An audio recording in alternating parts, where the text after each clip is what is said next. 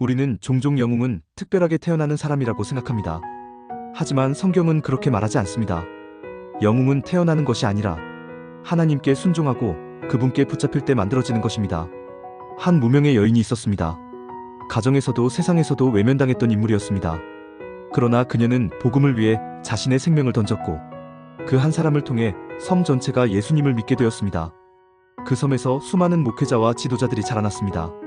하나님은 위대한 일을 위대한 사람을 통해 이루시는 것이 아니라 순종하는 사람을 통해 이루십니다. 성경 속 인물들을 보십시오.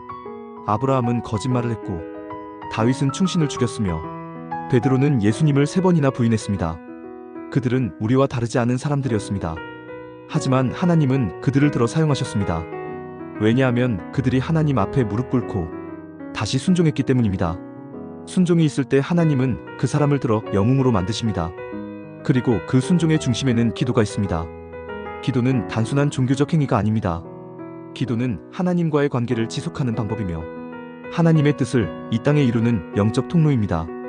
우리는 기도를 통해 하나님의 음성을 듣고 그분의 능력을 경험하게 됩니다. 기도는 가장 쉽고도 가장 강력한 일입니다.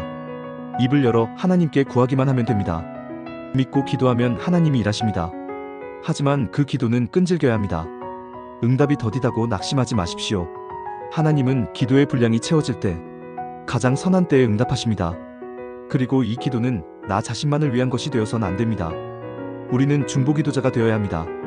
사도 바울은 감옥에 있으면서도 복음을 전할 수 있도록 문이 열리게 해달라고 기도를 부탁했습니다.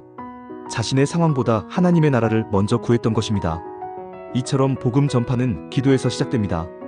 중보기도는 교회를 살리고 영혼을 살리고 나라를 살리는 하나님의 전략입니다. 여러분이 중보자가 될 때 하나님은 그 기도를 통해 놀라운 일을 이루실 것입니다. 세상은 능력 있는 사람을 찾지만 하나님은 순종하는 사람을 찾습니다. 기도하고 순종하는 사람, 바로 그 사람이 하나님께 쓰임받는 영웅입니다. 오늘 그 사람이 바로 여러분이 되길 축복합니다.